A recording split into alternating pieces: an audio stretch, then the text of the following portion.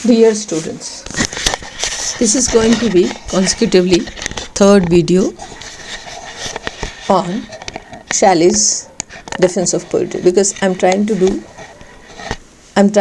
analyze and give you the bullet points of the complete text, the text which is prescribed for your syllabus, that is DJ Enright and Ernest D. Chiquera, and the page number which we are dealing is from 225 to 255.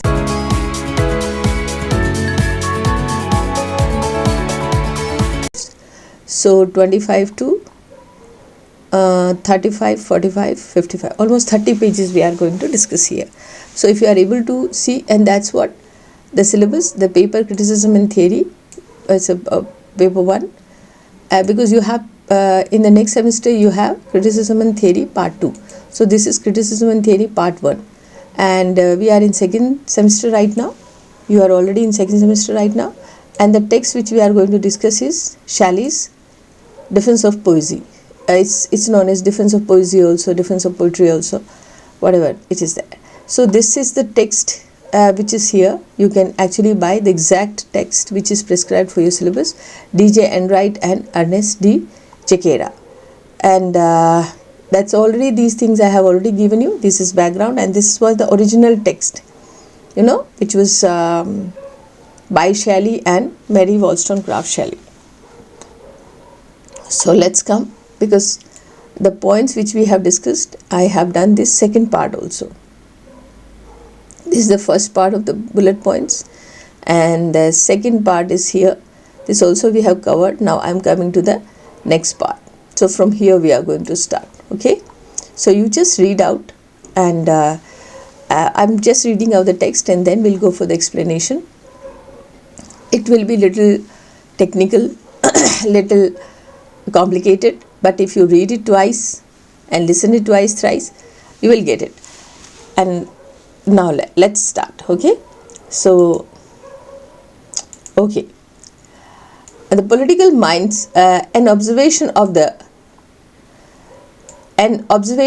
regular mode of recurrence of harmony in language of poetic minds, together with its relation to music, produced meter, a certain system of traditional form of harmony and language. Yet it is by no means essential that a poet should accommodate his language to this traditional form, so that the harmony which is its spirit be observed. The practice is indeed convenient and popular, and to be preferred, especially in such composition as includes much action. But every great poet must inevitably innovate upon the example of his predecessors in the exact structure of his peculiar versification. The distinction between poets and prose writers is vulgar error. The distinction between philosopher and poets has been anticipated. Plato was essentially a poet. The truth and splendor of his imagery and the melody of his language are the most intense that it is possible to conceive. He rejected the measure of the epic, dramatic and lyrical form because he sought to kindle a harmony in thoughts divested of shape and action. He forbade to invent any regular plan of rhythm which would include under determinate form. He varied pause of his style. Cicero sought to imitate the cadence of his periods, but with little success. Lord Bacon was a poet, and we have seen this footnote. See the Philum Labyrinthi, an essay on death particularly. His language has a sweet and majestic rhythm which satisfies the sense, no less than almost superhuman wisdom of philosophy, and satisfies the intellects. It is strain which disdained that burst the circumference of the reader's mind, and pours itself forth together with it into the universal element with which it has perpetual sympathy. All the authors of revelation in opinion are not only necessarily poets as they are inventors, not even as their words unveil an permanent analogy of things by image which participate in life of truth, but as their period are harmonious and rhythmical and contains in themselves the elements of verse being the echo of the eternal music. Nor are these supreme poets who have employed traditional form of rhythm on account of the form and action of their subjects, less capable of perceiving and teaching the truth of things than those who have omitted that form. Shakespeare, Dante, Milton, to confine ourselves to modern writers and philosophers of the very loftiest power. A poem is a very image of life. See, here if you see he's talking about Plato, he's talking about Cicero, he's talking about Dante. And then he's giving the language. So how could we assess that these are the writers who are having a poetic language? So this is what his assessment is there. Anyway, I will summarize these points. So that's why I'm just giving you the simple observation, because he is also giving simple observation. So that's why, and don't expect that every single thing will just explain and every single word will put into your mouth. That is not possible. But you just listen first and then we can interpret later on.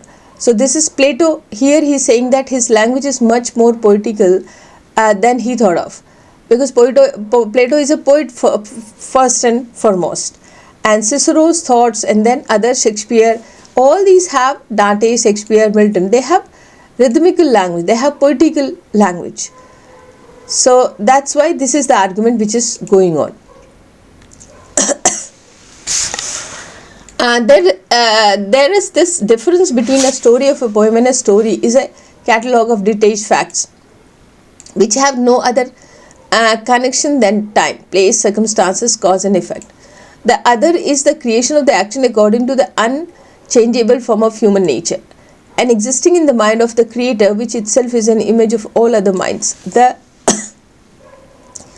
one is partial, applies only to a definite period of time and certain combinations of events which can never again recur. The other is universal and contains with itself the germ of a relation of whether motives or actions have place in the possible varieties of human nature. Time which destroys the beauty and the use of the story, particular facts of poetry which should argue that poetry for every develops new and wonderful applications of eternal truth which it contains. Hence, epitomes have been called the mouth of just history. They eat out the poetry of it. A story of particular fact is a mirror which observes and it distorts that which should be beautiful. Poetry is mirror which makes beautiful that which is distorted. So this is how simple, his language. This is what I'm reading, what is written by Shelley himself, and then we'll go for the interpretation. Okay, so and these are the bullet points. We are summarizing these in the bullet points. So sound and meaning are interconnected. There is a crucial relationship between the sound of the language and the meaning that convey. Poetic language exhibit a deliberate and harmonious recurrence of sound essential for its impact. Limitations of translation. So first of all, in this whole para which I read, it talks about the sound and music.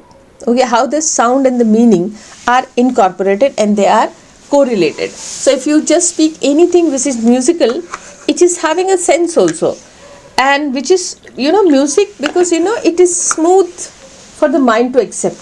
Generally harsh and difficult words are difficult for the mind to digest or accept it.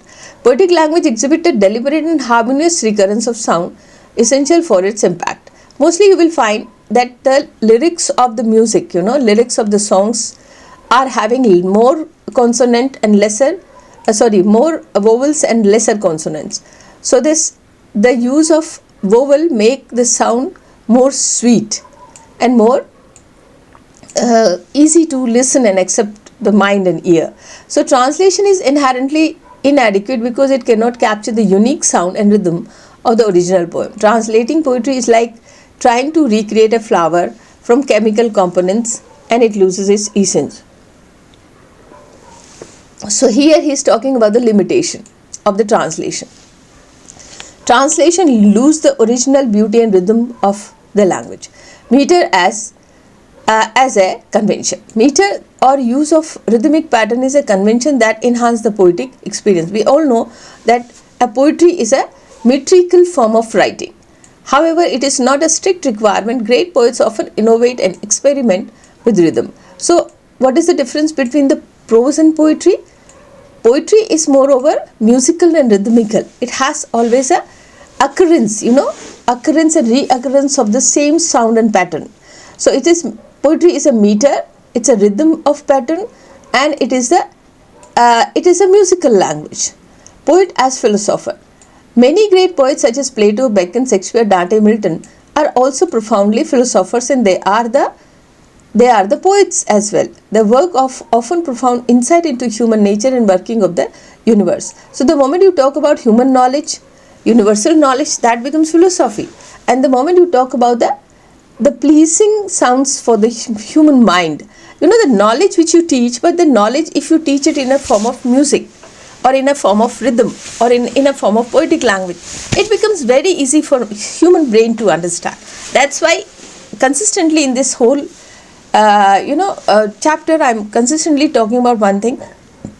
You remember the rhymes of children, wheels on the bus go round and round, round and round, round and round, and चंदा मामा दूर के पुए पकाए पूर के आप खाए थाली में मुन्ना को दे प्याली में मुन्ना गया रूठ प्याली गई टूट बजा बजा के तालियां लाएंगे नई प्यालियां. अब इसका मीनिंग मुझे नहीं पता कितना है क्या है, but it's very musical, and children, it appeals to the senses and mind of the children. They don't understand the language, but they understand the rhythm.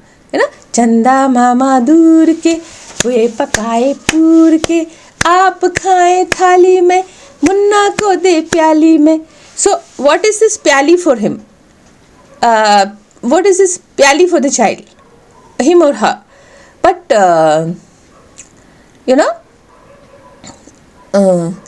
but that is the musical. Even the child at this age, they doesn't understand what is pyali or what is baul and what is katori, but they understand the rhythm of the sound.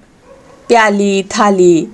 So difference between story and poem. So what is the difference between story and poem? A story presents a sequence of events, while a poem explores universal truth about human nature. A poem transcends specific time and place, offering timeless insights that resonate with readers across generation. Poetry as a mirror of truth. Poetry acts as mirror that reflect the eternal truth of human experience, revealing the beauty and meaning within seemingly ordinary events. So this is what you come again, repeat these bullet points, remember all these bullet points, note down them, and then it will give you lot of material for your exam and understanding as well. So I finish here. We are making this video short. Next our lecture will start from here. So all the best, do well in your exam, and God bless you. Like, share and subscribe my channel, Dr. Anju Gurawa.